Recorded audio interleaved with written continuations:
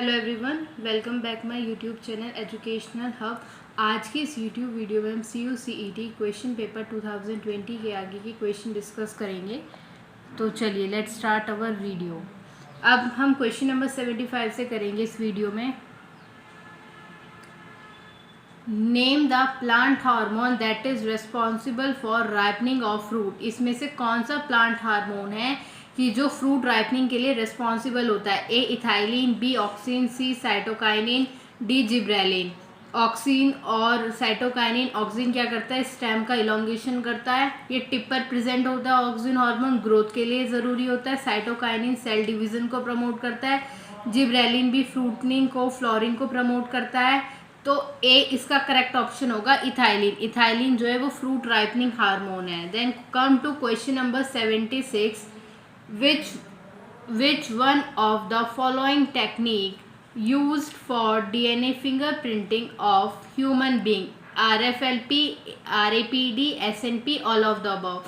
देखो DNA fingerprinting एक ऐसी टेक्निक होती है लैब में कि ह्यूमन के डीएनए सीक्वेंस से उसके कुछ कैरेक्टर्स को आइडेंटिफाई करना। ठीक है, इसमें एम्पलीफिलिंग, एक्सट्रैक्शन, इलेक्ट्रोफोरेसिस ऐसे कुछ टेक्निक होती हैं।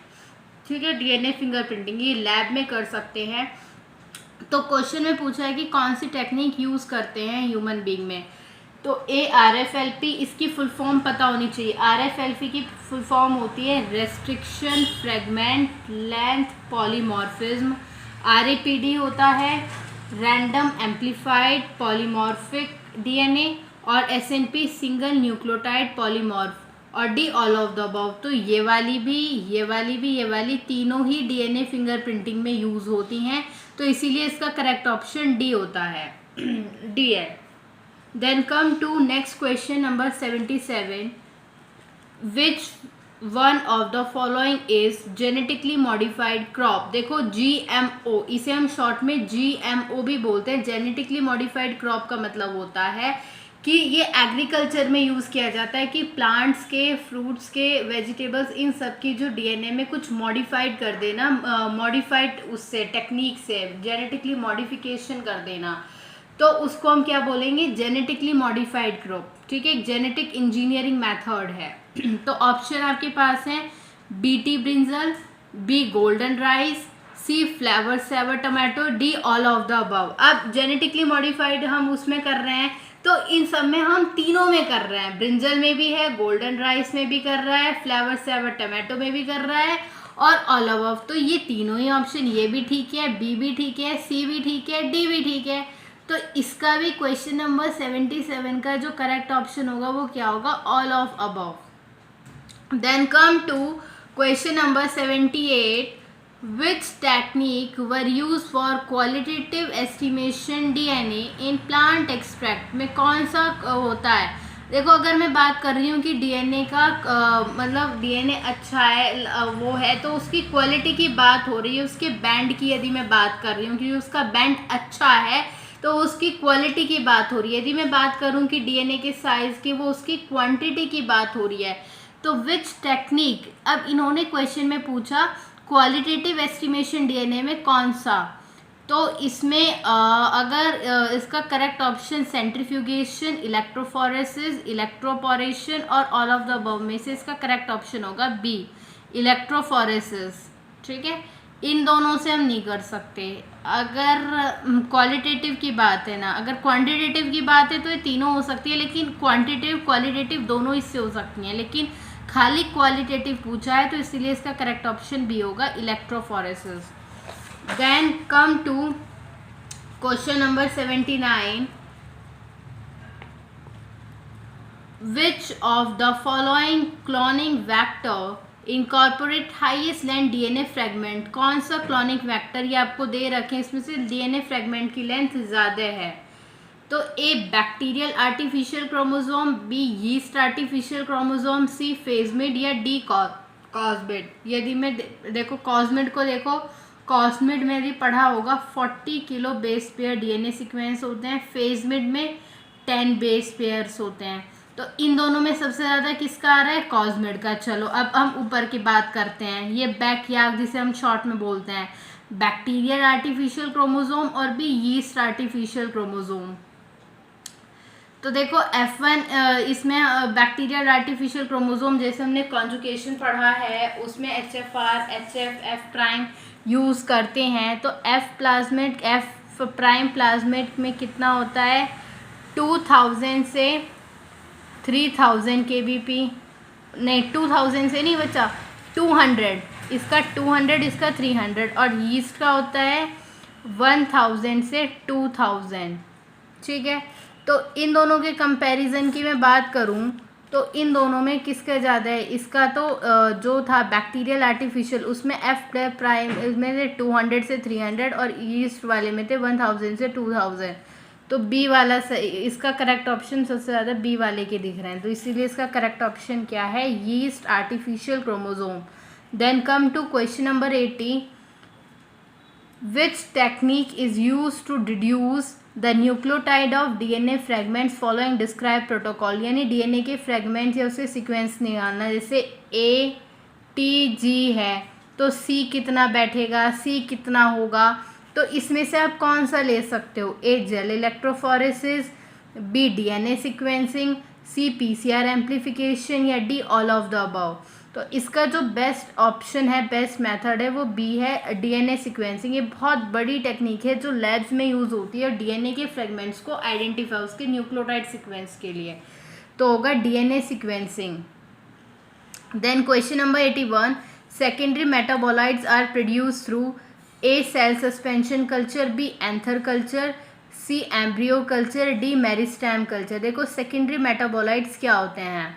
सेकेंडरी मेटाबोलाइट्स वैसे एक स्पेशलाइज मेटाबोलाइट्स है, स्पेशलाइज कुछ बोल देना चाहिए। ये जो जैसे ये प्लांट्स बैक्टीरिया फंजाई ये होती हैं, मतलब डायरेक्टली वो उन लोगों के लिए डेवलपमेंट ग्रोथ और रिप्रोडक्शन में हेल्प नहीं करती, बट ये उनके लिए कि है जैसे बैक्टीरिया है वो कुछ टॉक्सिन्स बनाता है, वो एक मेटाबोलाइट्स होता है। ठीक है, इस एक टाइप से तो एक्सोटॉक्सिन एंडोटॉक्सिन्स बनाते हैं। ये नहीं कि उनसे उनकी डेथ हो जाती है, नहीं बनाएंगे, बस वो बनाते हैं। 1-2% होगा कोई फ़ायदा, लेकिन ऐसा कुछ नहीं होता। बट इसमें जो ऑप्शन है वो गलत है। जो अगर हमने वो पढ़ा था माइक्रोबायोलॉजी में 3rd सेम में सेल स्ट्रक्चर, वो सेल डिवीजन वाला प्रोसेस की, उसमें फेजेस हमने पढ़ी थी, हमने ग्राफ बनाया था, तो हमने देखा था कि स्टेशनरी फेज में आती हैं। तो ये क्वेश्चन डिडक्ट हो गया था। यदि इसमें होता, इनमें से तो नहीं होता, अगर इसमें होता स्टेशनरी फेज तो वो करेक्ट ऑप्शन होता। इसका 2020 में क्वेश्चन के बोनस मार्क्स दिए गए थे, तो एक क्वेश्चन इसका आंसर यहाँ पे सही नहीं है। बाकी मैंने आपको बता दिया सेकेंडरी मेटाबोलाइट्स कैसे होते हैं और कौन देता है उन्हें। अब हम क्वेश्चन नंबर बात करते हैं, क्वेश्चन नंबर 82 की। Which of the following method use synthesize desired DNA sequence in vitro. Genetic profiling, Southern hybridization, PCR और जीन क्लोनिंग। इन विट्रो का मतलब होता है कि आप उसको लैब में करा सकते हो, और यदि यहाँ क्वेश्चन में होता वीवो होता, इन वीवो का मतलब कि आप उसे ह्यूमन बीइंग्स में भी करा सकते हो। अब लैब की बात है, लैब में इन विट्रो होगा, तो लैब में हम ये इस टाइप से होगा PCR से, यानी पॉलीमरेज, इसकी फुल फॉर्म है polymerase chain reaction, polymerase chain reaction. तो इसका करेक्ट ऑप्शन होगा C, polymerase chain reaction. Then come to question number 83, the cDNA differ from, जो cDNA है वो जीनोमिक DNA से कैसे डिफ़र करता है, जीनोमिक DNA से कैसे डिफ़र करता है। देखो cDNA तो क्या होता है आपका कॉम्प्लीमेंट्री DNA, क्या होता है आपका कॉम्प्लीमेंट्री, और जीनोमिक DNA होता है जो पूरे जीन में होता है। ठीक है, पूरे जीन में है वो होता है जीनोमिक DNA। अब आपको cDNA और इतना पता है जीनोमिक DNA। अब इसमें डिफरेंस पूछा है, A presence of intron, B absence of intron, C presence of exon या एब्सेंस। देखो क्या है, देखो आपको पता है कि DNA से RNA बनता है, आप उसे क्या कहते हो ट्रांसक्रिप्शन बोलते हो। ठीक है, अब वहीं पे कुछ आरएनए से उल्टा डीएनए भी बनाते हैं, जिसको आप रिवर्स ट्रांसक्रिप्शन बोलते हो, और इसके लिए एंजाइम यूज़ होता है रिवर्स ट्रांसक्रिप्टेज। कौन सा होता है बच्चा? Reverse transcriptase. ये रेट्रोवायरसेस में होता है। जो रेट्रोवायरसेस होते हैं, रेट्रो ट्रांसपोजोम्स, आपने ट्रांसपोजोम्स के टाइप भी पढ़ा होगा, उसी में वो आरएनए वगैरह जो बनाते हैं, आरएनए से डीएनए भी बनाते हैं, और इस एंजाइम के थ्रू रिवर्स होता है उसमें। अब क्या होता है, जब डीएनए आपका बन जाता है तो उसमें एक तो पार्ट होता है आपका इंट्रॉन्स, एक होता है आपका एक्सॉन्स। ये तो नॉन कोडिंग या नॉन सीक्वेंसिंग पार्ट हो गए, जो आपको नहीं चाहिए होते, आप इसको रिमूव कर सकते हो, उसको आप स्प्लाइसिंग बोलते हो। और एक्सॉन्स आपके पास चाहिए जब डीएनए पूरी तरीके से तैयार हो जाता है, इंट्रॉन्स आप रिमूव कर देते हो, तो आप एक्सॉन्स को लाइगेट कर देते हो, डीएनए को पूरी तरीके से आप क्या कर देते हो, पैक कर देते हो। तो आप जीनोमिक डीएनए और तो आपने बना लिया उसके, लेकिन सी डीएनए के उसमें क्या हुआ कि आपने उसको जो बनाया, जब आपका पूरा मैच्योर हो गया एमआरएनए, मैच्योर एमआरएनए या आरएनए जो भी आप इसको कहोगे, तो उसमें एब्सेंस था इंट्रॉन का। ठीक है, तो इसका करेक्ट ऑप्शन होगा B, absence of intron. Then come to question number 84, the pressure exerted by swelling protoplast on the cell wall. जब आप उसको डाइल्यूट कंडीशन में रखोगे, ए बी सी 3 सॉल्यूशन है, सपोज एक isotonic, B hypotonic, C hypertonic. तो जब water dilute होता है, वाटर की कंसनट्रेशन ज़्यादा होती है, तो वाटर बाहर से अंदर की तरफ आता है,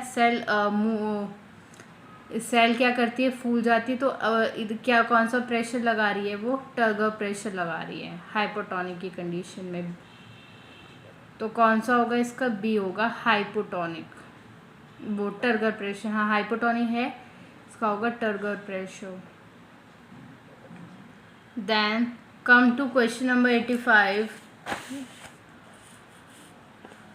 the stomata opens in night time and close in day time. जो स्ट्रोमेटा होते हैं वो ओपन होते हैं नाइट टाइम में और क्लोज होते हैं डे टाइम में। ऐसा कौन से प्लांट्स करते हैं? A C4 plants, B C3 plants, कैम्प प्लांट्स, या all of the above.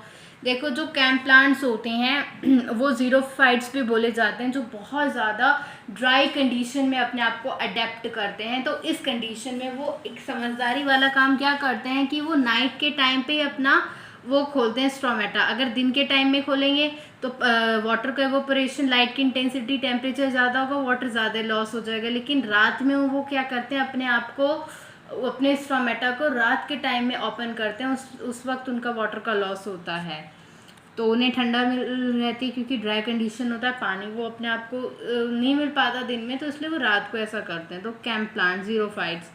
Then come to question number 86, non-cyclic photophosphorylation in C3 plants lead to the production of NADPH and ATP, NADPH and only ATP।